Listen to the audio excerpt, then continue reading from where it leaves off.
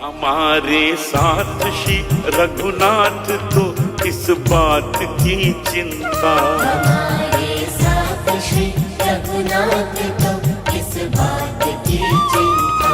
शरण में रख दिया जब माथ तो किस बात की चिंता।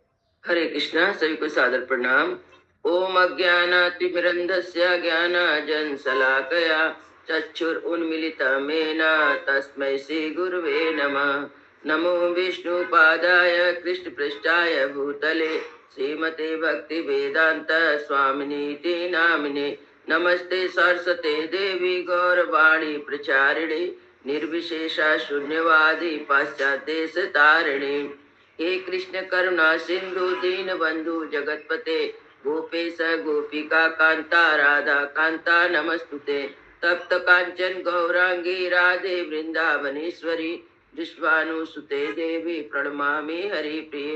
हरे कृष्ण कृष्ण कृष्ण हरे हरे हरे राम राम राम हरे हरे। शीला प्रभुपाद की जय।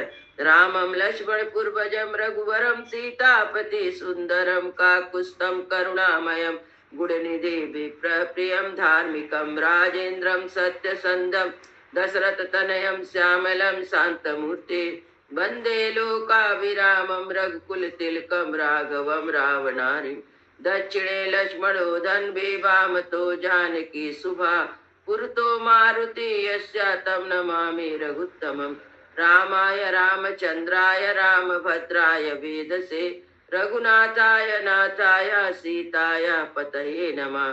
सियावर रामचंद्र की जय। पवन सुत हनुमान की जय। वाल्मीकि रामायण की जय। वाल्मीकि मुनि की जय। आज 64वां अध्याय का पाठ है। राजा दशरथ श्रवण कुमार सब तब यदि बाण जान में लग मार दिए हैं। सोचे थे कि कोई जानवर जल पी रहा है और श्रवण कुमार जल भर रहे थे। घड़ा में जो आवाज हो रहा था उस आवाज सुनकर राजा दशरथ ने जो मुनि कुमार श्रवण थे उनको सब बाण मार दिए। उनके अब राजा दशरथ बहुत दुखी हो गए और उनके माता पिता के पास आते हैं और माता पिता भी उनके विलाप करते हैं श्रवण कुमार के। ये सब प्रसंग राजा दशरथ कौशल्या माता को सुना रहे हैं और यह सब बात करते करते आधी रात का समय हो जाता। वदम प्रतिरूपम तु महर्षि तस्य राघवा विलपन्नेव धर्मात्मा कौशल्यादि आदिदम अब्रवीत। उन महर्षि के अनुचित पद का स्मरण करके धर्मात्मा रघुकुल नरेश अपने पुत्र के लिए विलाप करते हुए रानी कौशल्या से इस प्रकार कहा। तद अज्ञानम महत् पापम कृत्वा संकुलितेन्द्रिया एकस्त्वं चिंतयं बुद्ध्या कथम नो सुकृतम भवेत्। देवी, अनजान में यह महान पाप कर डालने के कारण मेरी सारी इंद्रियां व्याकुल हो रही थी। मैं अकेला ही बुद्धि लगाकर सोचने लगा अब किस उपाय से मेरा कल्याण हो। तदस्तम घटमादाय पुण्य परम वारिणा आश्रम तम हम प्राप्या याथा क्या पथम गतम। तदंतर उस घड़े को उठाकर मैंने सरजू के उत्तम जल से भरा और उसे लेकर मुनि कुमार के बताए हुए मार्ग से उसके आश्रम पर गया। तताहम दुर्बला बंधो वृद्धवा पारिणायो अपश्यम तस्य पितरो लून पच्चमिवाम दुजे। वहां पहुंचकर मैंने उनके दुबले अंधे और बूढ़े माता पिता को देखा जिनका दूसरा कोई सहायक नहीं था। उनकी अवस्था पंख कटे हुए दो पक्षियों के समान थी। तन्निमित्ता विरासीनी कथा वीर विपरिश्रमो तामसात मत्तो हीना उपासे नाथवत। वे अपने पुत्र की चर्चा करते हुए उसके आने की आशा लगाए बैठे थे। उस चर्चा के कारण उन्हें कुछ परिश्रम तथा थकावट का अनुभव नहीं होता था। यदि मेरे कारण उनकी आशा धूल में मिल चुकी थी तो भी मैं उसी के सहारे बैठे थे। अब ये दोनों सर्वथा अनाश से हो गए थे। शोकोपह चित्तस्य भयत्रंसत्य चेतना तस्या असरम पदम गत्वा भूया शोकमहं गतम। मेरा हृदय पहले से शोक के कारण घबराया हुआ था। भय से मेरा होश ठिकाने नहीं था। मुनि के आश्रम पर पहुंचकर मेरा शोक और भी अधिक हो गया। पद शब्दम तुम्हें श्रुत्वा मुनि वाक्यम भासता किम चिरायसि मे पुत्रम पानीयम क्षिप्रम मानयन। मेरे पैरों की आवाज सुनकर वे मुनि इस प्रकार बोले, बेटा देर क्यों लगा रहे हो, शीघ्र पानी ले आओ। यन्निमित्तामिदं तातं सलिलं कीर्ति त्वया उत्कंठितं ते मातयं प्राविश क्षिप्रमाश्रमम्। तात जिस कारण से तुमने बड़ी देर जल लाने में कीड़ा की है, उस कारण से तुम्हारी माता तुम्हारे लिए उत्कंठित हो गई, अतः शीघ्र ही आश्रम के भीतर प्रवेश करो। यत् बलिकितं पुत्रं माता ते यदि वा मया तातन्मसि कर्तव्यम त्वया तात तपिस्वना। बेटा तात यदि तुम्हारी माता ने अथवा मैंने तुम्हारे कोई अप्रिय किया हो तो उसे तुम अपने मन से नहीं लाना चाहिए, क्योंकि तुम तपस्वी हो। तम गतिस्त्व गतीनां चक्षुस्त्वमीन चक्षुषां समासक्ता त्वयि प्राणा कथं त्वनाभिभासते। हम असहाय हैं, तुम ही हमारे सहायक हो। हम अंधे हैं, तुम ही हमारे नेत्र हो। हम लोगों के प्राण तुम्ही में अटके हुए हैं, बताओ तुम बोलते क्यों नहीं हो। मुनिम अव्यक्ता वाचा तम हम सज्जन मायया हीन व्यंजनया प्रेच्छा भीत चित्ताय वा ब्रुवम। मुनि को देखते ही मेरे मन में भय सा समा गया, मेरी जबान लड़खड़ाने लगी। कितने अक्षरों का उच्चारण ही नहीं हो पाता। इस प्रकार स्पष्ट वाणी में मैंने बोलने का प्रयास किया। मनसा कर्म चेष्टा भी अभिसंतस्य भागबलम आप अचाहे तम तस्मे पुत्र व्यजनस्य भयम। मानसिक भय को हमारी चेष्टाओं में दबाकर मैंने कुछ कहने की क्षमता प्राप्त की और मुनि पर पुत्र की मृत्यु से जो संकट आ पड़ा था उस पर प्रकट करते हुए कहा, क्षत्रियो हम दशरथो नाम पुत्रो महात्मना सज्जन्नावमतं दुःखमिदं प्राप्तं स्वकर्मजं। महात्मा मैं आपका पुत्र नहीं, दशरथ नामक एक क्षत्रिय हूँ। मैंने अपने कर्म वश ऐसा दुख पाया है जिसकी सत्पुरुषों ने सदा निंदा की है। भगवंस चाप हस्तो हम सयुतिरमागता जिज्ञासु स्वपदम किंचित निपाने वागतम गजम। भगवान मैं धनुष बाण लेकर सरयू के तट पर आया था। मेरे आने का उद्देश्य था कि कोई जंगली हिंसक पशु अथवा हाथी घाट पर पानी पीने के लिए आवे तो मैं उसको मारूं। तथा सुतो मया शब्दो जले कुंभस्य पुर्यता दुपयो मिति मत्वा बाणेनाभितो मया। थोड़ी देर बाद मुझे जल में घड़ा भरने का शब्द सुनाई पड़ा। मैंने समझा कोई हाथी आकर पानी पी रहा, इसलिए उस पर बाण चला दिया। गत्वा त्यास्य तथा तीरम अपस्य मिश्रा हृदय विभिन्न गत प्राणा शयनम भूमि तापसम। फिर सरजू के तट पर जाकर देखा कि मेरे प्राण एक तपस्वी की छाती में लगा है, वह अमृत प्राय होकर धरती पर पड़े हैं। तस्तत एव वचना उपेता परितप्तया सामया सहसा बाणम उद्दितो मर्म तस्तदा।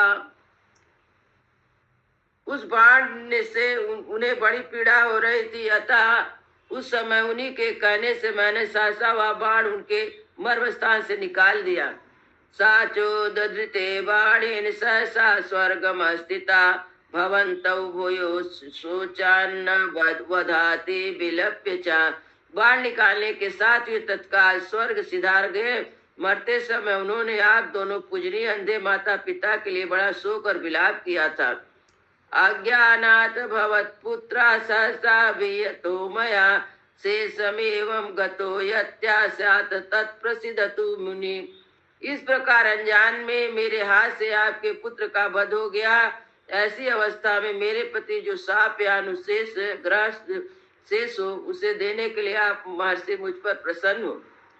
तच्छुत्वा वचनम कूरा मया तदशंसिना नासकत ध्रुवमासायं सा कर तुम भगवान ऋषि। मैंने अपने मुंह से अपना प्राग प्रकट कर दिया है, इसलिए मेरी कुर्ता भरी यह बात सुनकर वे पूज्यपाद महर्षि मुझे कठोर दंड या भस्म हो जाने का शाप नहीं दे सके।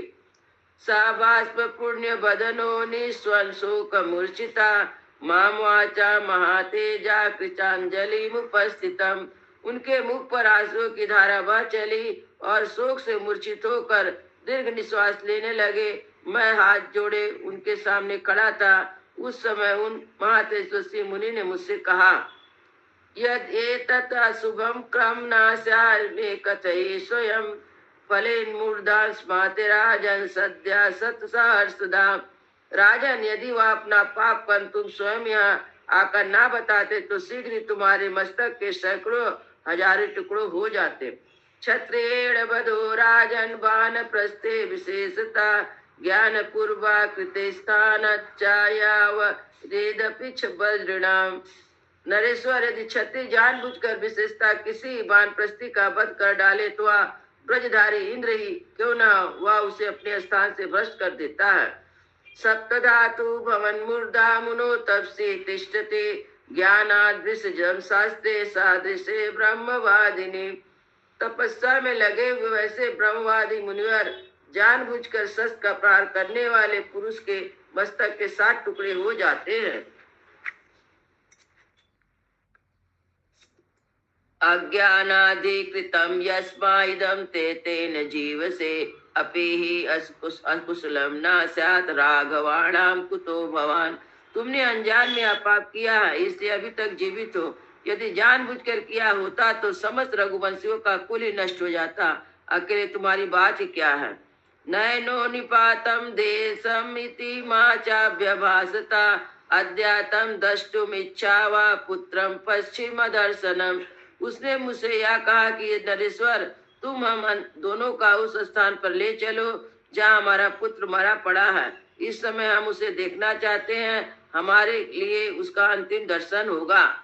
रुद्रेणा वासितांगा प्रकीर्ण्य जिनवाससं सेना भूमि निसंगे धर्मराज वसं गतम्। अथाहम एकास्त्वं देश नीत्वा दुखितो अस्पर्शयम् अहम पुत्रे ते मुनि सह भार्या। तब मैं अकेला ही अत्यंत दुखे मन से उन दंपति को उस स्थान पर ले गया जहाँ उनका पुत्र काल के अधीन होकर पृथ्वी पर अचेत पड़ा था। उसके सारे अंग खून से लथपथ हो रहे थे, मृत चर्म और वस्त्र बिखरे पड़े थे। मैंने पत्नी सहित मुनि को उनके पुत्र के शरीर का स्पर्श कराया। तब पुत्रम आत्मनम स्पृष्ट्वा तामसा तपेश्वनो निपेतुरा शरीरस्य पिता चैनम वाचः। दोनों तपस्वी अपने उस पुत्र का स्पर्श करके उसके अत्यंत निकट जाकर उनके शरीर पर गिर पड़े। फिर पिता ने पुत्र को संबोधित करके उससे कहा, ना विवाद से माध्यम ना चा माम विभास से कि ना से तो भूमो तुम तो की पुतो यसे। बेटा, आज तुम मुझे ना तो प्रणाम करते हो और ना ही मुझसे बोलते हो। तुम धरती पर क्यों सो रहे हो? क्या तुम हमसे रूठ गए हो? नवम ते अपि प्रिपुत्रम मातरम पश्धार्म किम चा ना लिंगंस पुत्रम सुकुमारो बचो वदा। बेटा, यदि मैं तुम्हारा प्रिय नहीं हूँ तो तुम अपनी इस धर्मात्मा माता की ओर देखो। तुम इसके हृदय से क्यों नहीं लग जाते हो? बस कुछ तो बोलो। कस्य वा पर रात्रे हम सुश्यामि हृदयगम आधीनस्य मधुरम शास्त्र बनियत विशेषता। अब पिछली रात में मधुर बस से स्वर से शास्त्र या पुराण आदि अन्य किसी ग्रंथ का विशेष रूप से स्वाध्याय करते हुए किसके मुंह से मैं मनोरम शास्त्र चर्चा सुनूंगा। कोमा संध्या उपासे वा स्नातम हुतासना श्लाघ्य इष्यतु पासेना पुत्र शोक भयार्दितम। अब कौन स्नान, संध्या, उपासना तथा अग्निहोत्र करके मेरे पास बैठकर पुत्र शोक भय से पीड़ित हुए मुझे बूढ़े को सांत्वना देते हुए मेरी सेवा करेगा। कंदमूल फलम ऋत्वा यो मा प्रियमिवामतिते भोजयिष्वत्य कर्मणे प्रज्ञामन्नायकम। अब कौन ऐसा जो कंद मूल फल लाकर मुझे अकर्मण अन्न संग्रह से रहित अनाथ को प्रिय अतिथि की भांति भोजन कराएगा। इमा मंदाम च वृद्धाम च मातरम ते तपिस्वनीम कथम पुत्र भरिष्यामि कृपणा पुत्र गार्धिनीम। बेटा, तुम्हारी यह तपस्वी माता अंधी, बूढ़ी, दीन तथा पुत्र के लिए उत्कंठित रहने वाली है। मैं स्वयं अंधा होकर इसका भरण पोषण कैसे करूंगा? तिष्ठ मामागम पुत्रायमसदनं प्रति युष्मासा गंतस्य जन्या च समेदिता। पुत्र ठहरो, आज यमराज के घर ना जाओ, कल मेरे और अपनी माता के साथ चलना। उभावपि च शोकार्ता वा नातो कृपणो वने क्षिप्रमेवागमिष्वास्त्वहीनं यं क्षयम्। हम दोनों शोक से आठ धनाट और दीन हैं, तुम्हारे ना रहने पर हम शीघ्र ही हम लोग की राह लेंगे। ततो वैश्वतं दृष्ट्वा तं प्रवाच्ये भारतीं क्षमतो धर्मराजो में भृत्याता पितरा वयम्। तदंतर सूर्य पुत्र यमराज का दर्शन करके मैं इनसे यह बात कहूंगा, धर्मराज मेरे अपराध को क्षमा करें और मेरे पुत्र को छोड़ दें, जिससे वह अपने माता पिता का भरण पोषण कर सके। दातु महर्ति धर्मात्मा लोकपालो महायसा ईदृश्यस्य ममाचयम एकाम अभयम दक्षिणाम।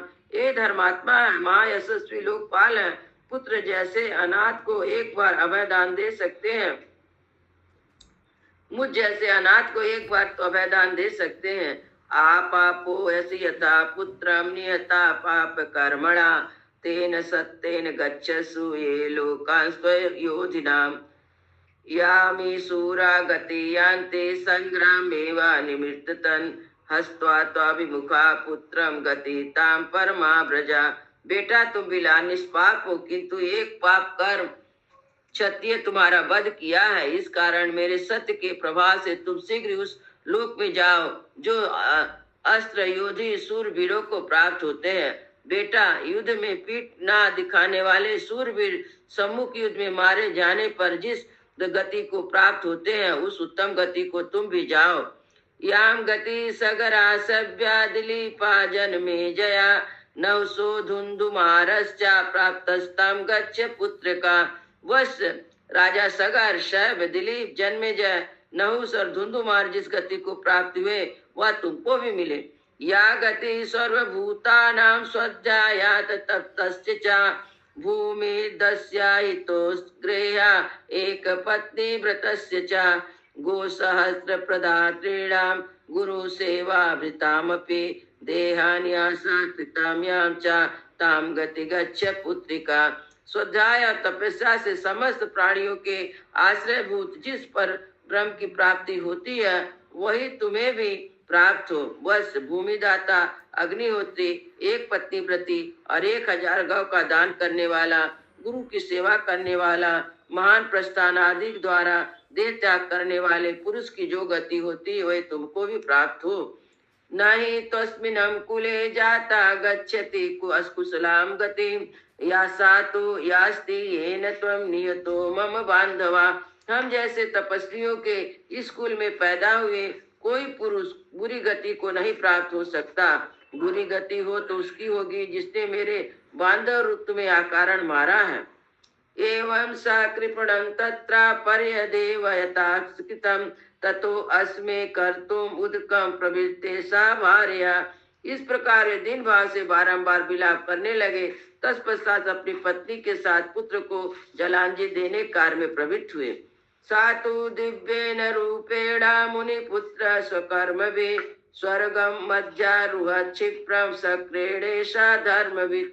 इस तरह वह धर्मक मुनि कुमार अपने पुण्य कर्मों के प्रभाव से दिव्य रूप धारण करके शीघ्र इंद्र के साथ स्वर्ग जाने लगा। आभासे चातो वृद्धो सक्लेशः तापसा आश्वस्ता मुहूर्तम ते पितरम वाक्यम आब्रवीत। इंद्र सहित उस तपस्वी ने अपने दोनों बूढ़े माता पिता को भी एक मुहूर्त तक आश्वासन देते उसे बातचीत की। फिर अपने पिता से बोला, स्थानमस्ति महत् प्राप्तो भवतो परिचारणात् भवन्तपि च क्षिप्रो मम मूलमुपेसता।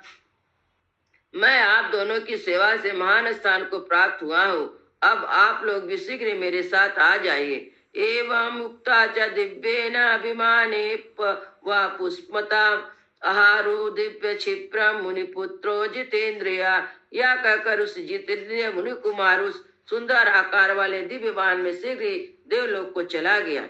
साकृतो तुतकम तृण्णा तापसा स भार्यया माम वाचा महातेजा कृतांजलि उपस्थिता। तदंतर पत्नी सहित उस महातेजस्वी तपस्वी मुनि ने तुरंत ही पुत्र की जलांजलि देकर हाथ जोड़कर खड़े हुए मुझसे कहा, अद्य जय महाराजन मरणे नास्ति में बता, या शरीरे का पुत्रे मा त्वत्कर्मा से पुत्र कम। राजन, तुम आज ही मुझे भी मार डालो, अब मरने से मुझे कष्ट नहीं होगा। मेरे एक ही बेटा था जिसे तुमने अपने बाण का निशाना बनाकर मुझे पुत्रहीन कर दिया। त्वयपि च यत् ज्ञान नियतो मे सा बालका, तेन त्वमपि सप्येहम सुदुःखमति दारुणम। तुमने अज्ञान के वश जो मेरे बालक की हत्या की है, जिसके कारण मैं तुम्हें अत्यंत भयंकर एवं भली भांति दुख देने वाला शाप दूंगा। पुत्र व्यसनंजम दुःखम यदे तन्मम संप्रपत, एवं तम पुत्र शोकेन राजन कालम करिष्यसि। राजन, उस पुत्र के वियोग से मुझे जैसा कष्ट हो रहा, ऐसा तुम्हें भी होगा। तुम भी पुत्र शोक से काल के गाल में जाओगे। अज्ञान तु हतो यस्मात् क्षत्रियेण त्वया मुनि, अस्मातं त्वय्नाभिस्त्यासु ब्रह्म हत्या नराधिपा। त्वम् अप्येतादृशो भवा क्षिप्रमेव गमिष्यति, जीवितान् करो घोरो दातरमिव दक्षिणा। नरेश्वरम, क्षत्रिय होकर अनजान में तुमने वैश्य जाति मुनि का वध किया है, इसलिए शीघ्र तुम ब्रह्म हत्या का पाप तो नहीं लगेगा, तथा जल्दी ही तुम्हें भी ऐसी ही भयानक और प्राण लेने वाली अवस्था प्राप्त होगी। ठीक उसी तरह जैसे दक्षिणा देने वाले दाता को उसके अनुरूप फल प्राप्त होता है। मंगल भवनय मंगल हारी, द्रवहु सुदशरथ अजिर बिहारी। राम सिया राम जय जय राम, राम सिया राम जय जय राम। सियावर रामचंद्र की जय, पवन सुत हनुमान की जय, वाल्मीकि मुनि की जय, वाल्मीकि रामायण की जय, सब संतन की जय, सब भक्तन की जय। जय जय सीताराम।